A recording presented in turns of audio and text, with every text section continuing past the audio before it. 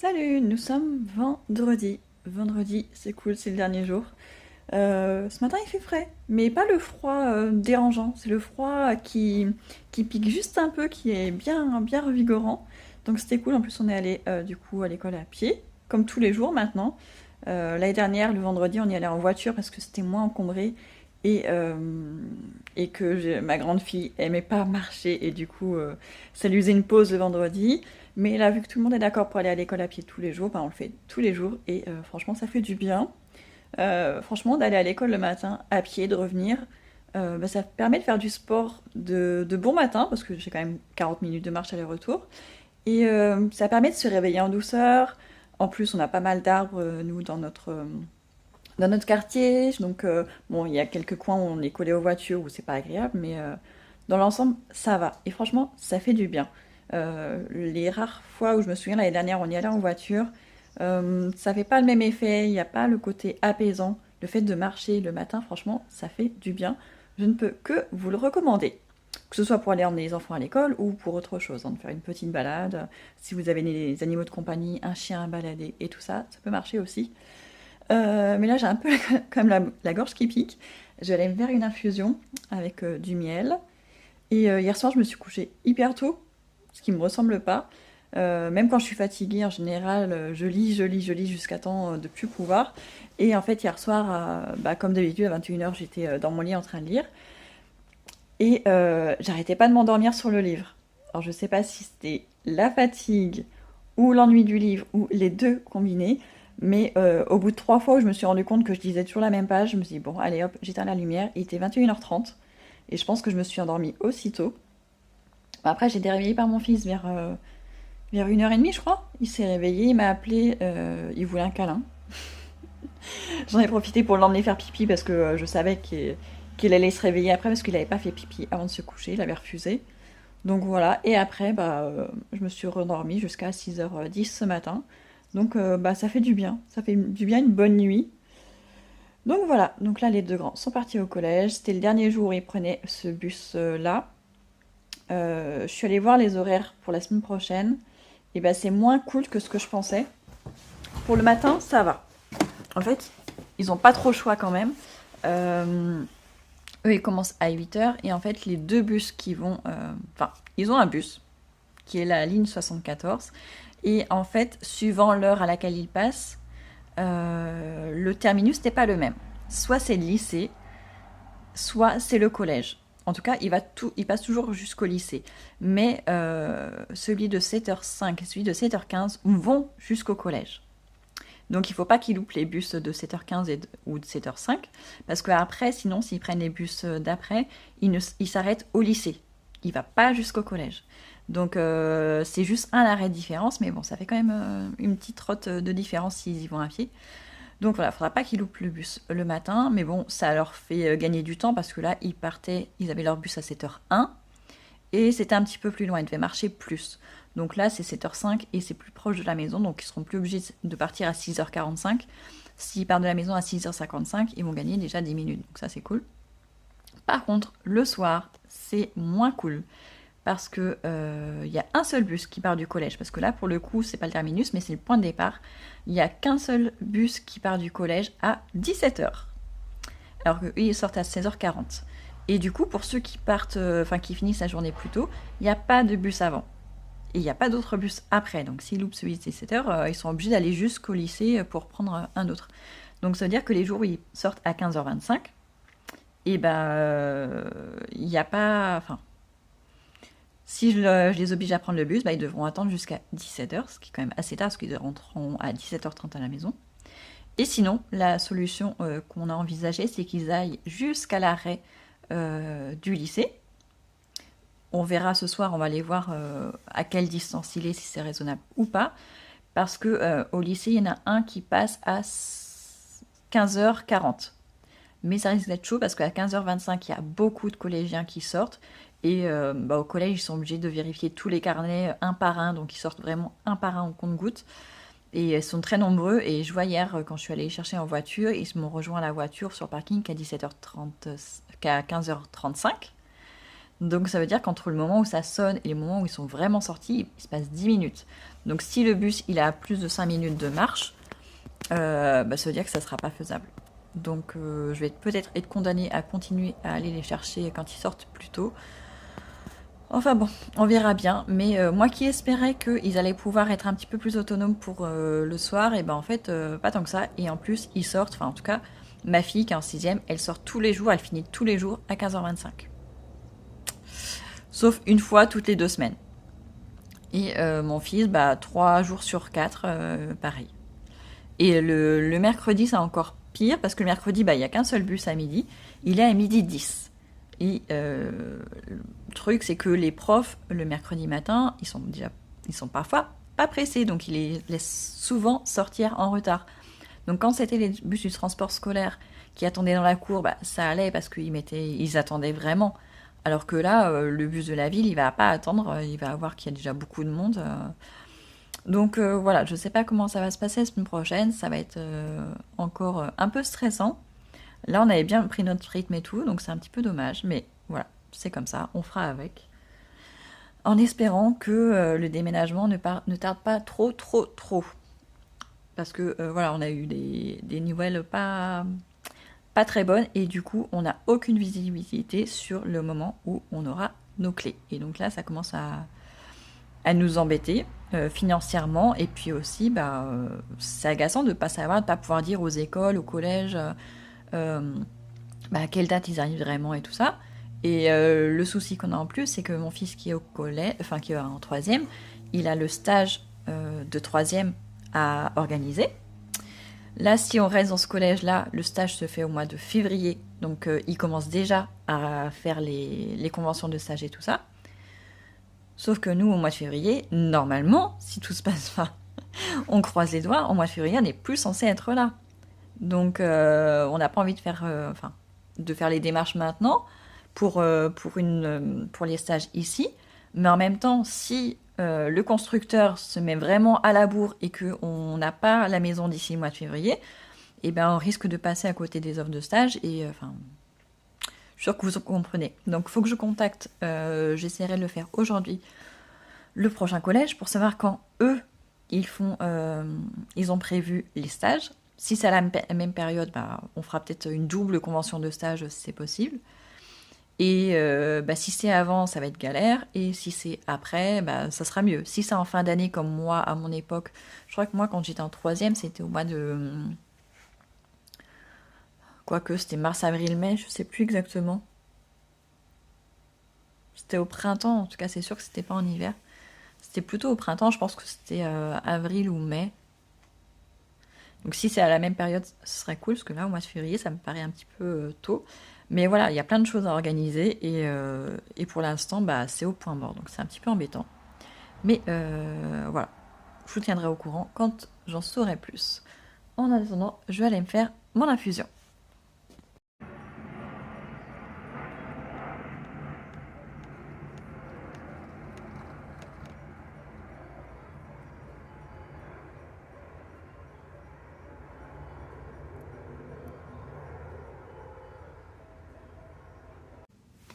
Je reviens vous parler d'un truc. La semaine dernière, j'avais fait Oui, la semaine dernière, j'avais fait un retour de course. Et je vous avais dit que j'étais en train de modifier un petit peu quelques trucs dans notre alimentation. Et je vous avais dit qu'on allait mettre en place des goûters dîners. Et voilà, je vous en avais pas dit plus. On était en plein test. On est encore en phase de test, hein.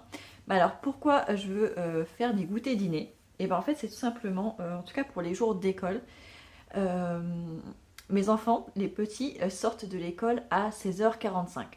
Ça, c'est l'heure à laquelle la cloche sonne. Mais en fait, le temps que je récupère tout le monde, parce qu'en plus, il y a énormément de monde, les parents, ils se jettent à la porte et en fait, les maîtresses, elles voient rien. Donc, moi, je reste en retrait, j'attends que tout le monde soit parti pour m'avancer. Donc, je suis souvent la dernière à récupérer son fils, en tout cas en maternelle, et pareil après quand je vais récupérer les autres. Donc le temps qu'on rentre, que je récupère tout le monde, qu'on tourne à la voiture, en général, il est déjà 17h. Donc le temps qu'on rentre à la maison, il est 17h05.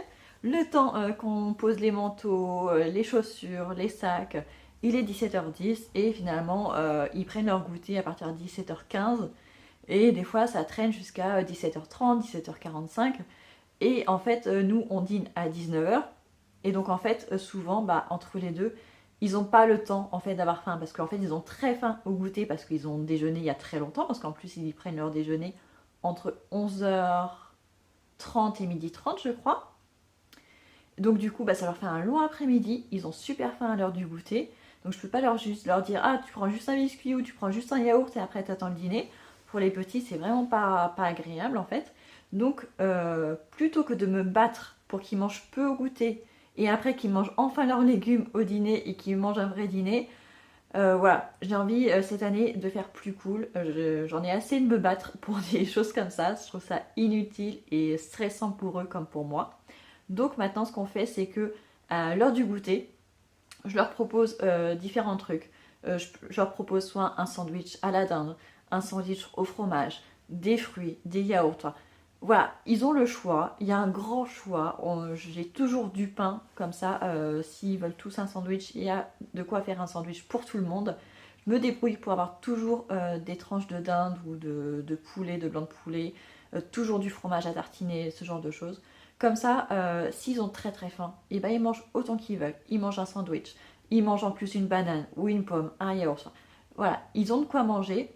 Et après, comme ça, on fait les devoirs, on fait les douches, on se met en pyjama. Et si au moment du dîner, ils n'ont pas faim, ben c'est pas grave. Je me bats pas avec eux. Voilà, ils vont dans leur chambre, ils continuent à jouer tranquillement.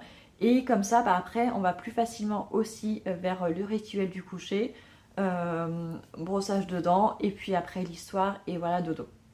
Je trouve que c'est mieux comme ça, plutôt que de se battre en permanence pour qu'ils passent 1h30 à table et qu'ils mangent rien, et que ça les stresse. Et voilà. Donc maintenant, c'est ce que je fais depuis, maintenant ça fait, on en a la 2e semaine. Ça fonctionne plutôt bien et ils sont très contents en fait de faire ça. Presque tous les soirs, ils veulent tous un sandwich à la dinde. Donc ça leur plaît beaucoup.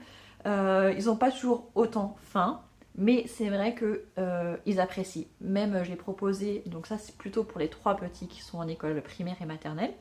Je l'ai proposé aussi aux 2 grands, mais bon, les 2 grands, ils ont un plus gros appétit. Donc je sais que mon fils aîné qui est en 3e, la plupart du temps, il prend pas de goûter.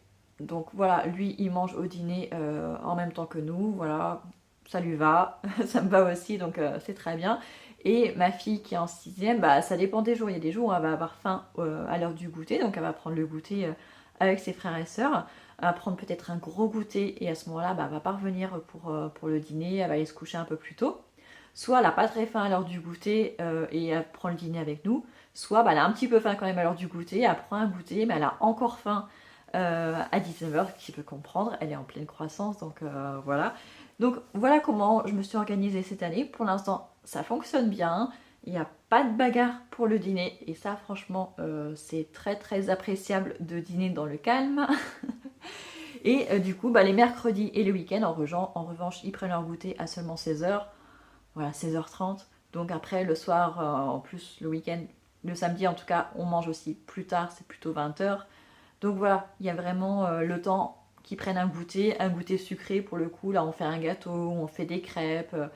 Voilà, c'est plus cool comme ça. Je sais pas combien de temps ça va durer parce qu'en tout cas, tant qu'on est dans cette école-là, on va continuer à faire ça. Et après, quand on va déménager, je connais pas encore exactement les horaires. Enfin, je connais les horaires pour le collège, mais pas encore ceux pour l'école primaire.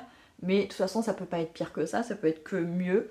Donc après, on verra si on continue l'écouter dîner ou pas, on verra à ce moment-là. Mais en tout cas, pour l'instant, on a mis ça en place et ça leur plaît bien. Voilà, je suis contente qu'ils aient aussi apprécié. Je m'étais dit ça va peut-être être un petit peu galère et tout ça, ou alors je vais pas faire assez à dîner et du coup ils voudront tous venir manger et on va être un petit peu embêtés. Mais en fait non. Non, non, je vois, là c'est vraiment le plus grand qui prend le dîner avec moi. La grande, ça dépend des jours, mais bon, quand elle a pris un gros goûter, elle n'a pas très faim non plus au dîner. Après, là, mon mari était en déplacement, donc on va voir. Mais bon, à partir de la semaine prochaine, il y aura au moins pour mon mari, mon grand et moi, donc au moins pour 3 personnes. Mais voilà, je m'organise, j'ai toujours de toute façon de quoi faire un petit peu plus au cas où. Donc voilà, Donc je voulais vous dire ce que j'avais décidé, ce qu'on était en train de tester. On verra combien de temps ça dure, si j'arrive à tenir sur la durée ou pas. Et c'est aussi moins de charge mentale pour moi qui, la plupart du temps, je fais des goûters maison, donc je fais un gâteau ou je fais des crêpes, enfin voilà. Mais c'est vrai que c'est aussi une charge mentale parce qu'il faut le préparer dans la journée pour que ce soit prêt quand ils rentrent de l'école et tout ça. Et là finalement le fait que ce soit ça, bah, j'ai juste à penser à aller acheter du pain et après voilà, on met tout sur la table au fur et à mesure. C'est aussi moins de stress pour moi. Voilà, voilà. Bon, moi je vais aller déjeuner parce que c'est l'heure. Je vais finir mon melon d'hier. J'avais mangé la première moitié hier, c'est la deuxième. Et il me reste des pâtes bolognaises que j'avais fait hier soir. Donc voilà pour mon déjeuner. Et je pense que je vais mettre à la télé l'émission de la grande librairie qui a eu mercredi. Je ne l'ai pas encore regardée. Je vais regarder un petit bout maintenant. Et avec un peu de chance, cet après-midi, je vais peut-être pouvoir enfin tondre. Parce que on a le soleil depuis ce matin. Alors, on a quand même quelques gros nuages qui passent. Mais pour l'instant, il n'a pas plu. Donc je croise les doigts pour que d'ici la fin de mon déjeuner, il fasse encore soleil. Parce qu'après j'ai une vidéo à tourner pour ma seconde chaîne. Donc je fais ma vidéo, après je vais tondre et après je serai tranquille, j'aurai fait ce que j'avais à faire. Les traces laissent les mots, les gestes et même parfois les silences. Voici le sommaire de cette émission. On l'attendait comme le Messi, le nouveau Gaël Faye, après le succès il y a 8 ans de Petit Pays, qui s'est vendu à près d'1,5 million d'exemplaires. Voici donc Jacaranda, qui en plus d'être un événement, est un très grand roman. C'est une plongée dans le Rwanda d'aujourd'hui, 30 ans après le génocide des Tutsis, entre non-dit, colère et réconciliation. Comment se reconstruire après un traumatisme? Une question qui travaille le neuropsychiatre Boris Cyrulnik depuis des années et qui est au cœur du concept de résilience. Dans un ouvrage collectif intitulé Les deux visages de la résilience, il s'interroge sur la récupération à tout va de ce terme et dénonce un certain nombre de contresens et de raccourcis mis au point nécessaires. Que serait une rentrée littéraire sans notre fée marraine, Amélie Nothomb? L'impossible retour est son 32e roman et elle y raconte son dernier séjour au Japon, paradis perdu de l'enfance où elle a vécu jusqu'à ses 5 ans. Un récit vibrant, quelque part entre le journal intime, le carnet de voyage et la déclaration d'amour. De l'amour, l'artiste et romancière Clémentine Mélois en a à revendre dans un livre fantasque et délicat qui s'appelle Alors c'est bien. Elle érige un monument en l'honneur de son père, le sculpteur et artiste Bernard Mélois, décédé en juin 2023. Et si la clé pour composer avec le malheur, c'était de garder son âme d'enfant. Enfin, on vous présentera Virginia Tangvald, dont le premier roman, Les Enfants du Large, nous a laissé bouche bée. Elle se lance sur les traces de son père, le navigateur de légende Peter Tangvald, et fait surgir autour de lui autant de mystères que de tragédies. Dans ce livre, elle tente de réparer des silences, de s'affranchir de fantômes et de déjouer sa destinée. C'est une histoire extraordinaire. La grande librairie Enfance et Résilience, c'est parti. Je viens de recevoir un SMS de Écoutez voir pour me dire que mes lunettes étaient déjà prêtes. On n'est que vendredi après-midi et on les a commandées mardi matin. Donc seulement 3 jours. Je n'ai jamais vu aussi rapide. En général, ça met à peu près une semaine. Mais 3 jours, j'ai jamais vu. Ils ont été efficaces. Mais je ne sais pas s'ils ont reçu aussi mes lentilles. C'était marqué vos lunettes sont prêtes, mais les lentilles, je ne sais pas s'ils ont reçu. Donc j'hésite à y aller demain matin. Enfin, ou demain dans la journée. Ou si j'attends la semaine prochaine, ou alors je les appelle pour savoir si aussi les lentilles. Parce qu'honnêtement, c'est les lentilles que j'ai hâte de recevoir. Parce que là, j'en peux plus de porter des lunettes. J'en ai trop marre. Là, pendant tout l'été, j'ai porté mes lunettes. Donc là, j'en ai trop marre. Même si les autres sont moins grosses, ce sera pas la même chose. Donc je verrai. Mais en tout cas, j'ai hâte de retrouver mes lentilles. Et j'ai voulu passer la tondeuse tout à l'heure, mais elle veut pas démarrer. Et là, elle veut pas du tout. C'est pas juste elle tousse et elle s'éteint après. Non, là, elle démarre même pas du tout. Alors que j'ai fait la vidange il y a pas très longtemps. Bah, la dernière fois, je l'ai utilisée, donc ça va être en début d'été. Et l'essence, il y en a aussi. La dernière fois, il y a 2 ans, on l'avait fait réparer. C'était une bougie, je crois, qui était grillée. On en a eu pour 100 € pour juste une bougie. Donc, j'ai pas trop envie d'y retourner. Et je me demande si c'est pas la batterie tout simplement. Parce qu'il y a forcément une batterie sur une tondeuse thermique. Et on l'a depuis 2016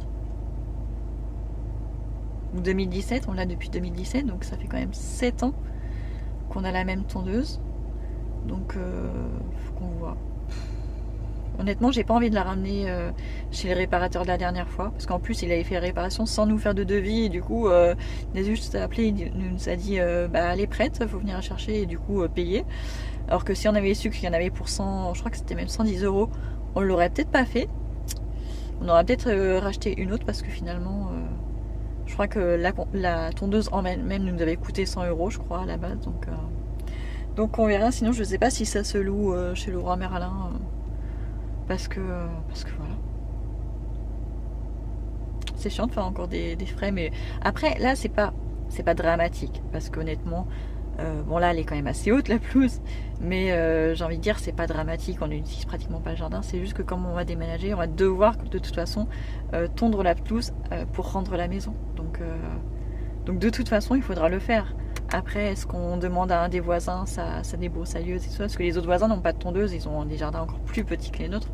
Donc c'est juste une débroussailleuse à voir. Ou à moins que j'en achète une électrique. Enfin, en tout cas, j'en rachèterai pas une manuelle, parce que j'en avais une il y a très très très longtemps, il y a plus de 10 ans. Mais c'est bien quand l'herbe est entretenue régulièrement et tout ça, qu'elle est pas trop haute.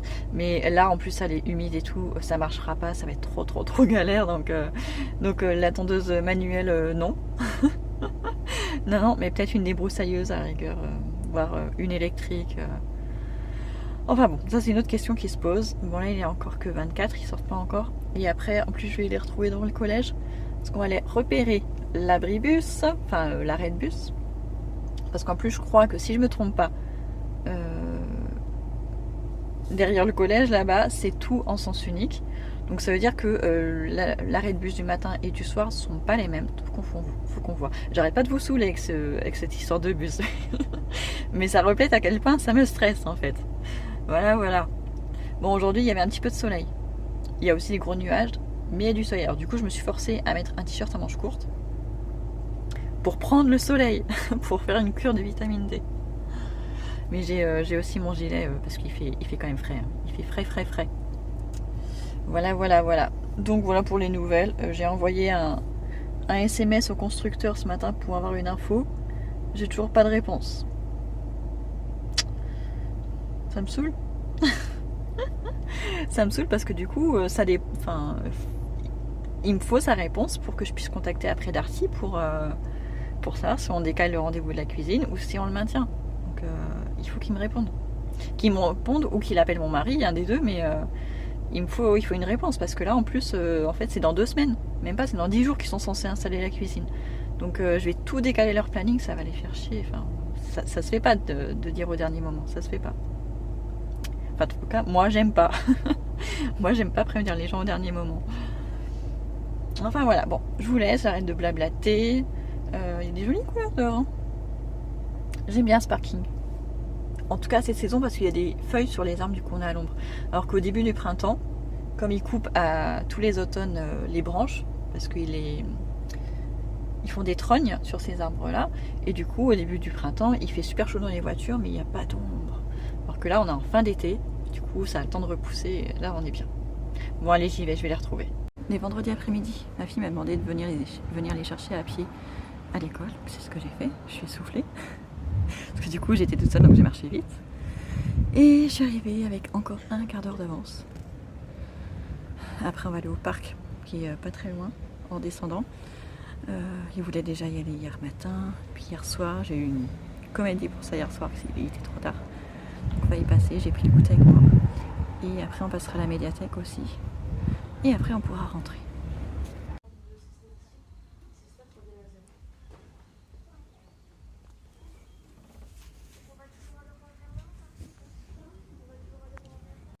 Je viens d'aller mettre de l'essence, que j'étais vraiment presque sur la réserve. Il était à 1,54 €, je sais plus quoi. Mais qu'est-ce que ça fait du bien de mettre juste 80 € pour faire le plein, mais vraiment le plein total. Ça faisait une éternité que c'était pas arrivé.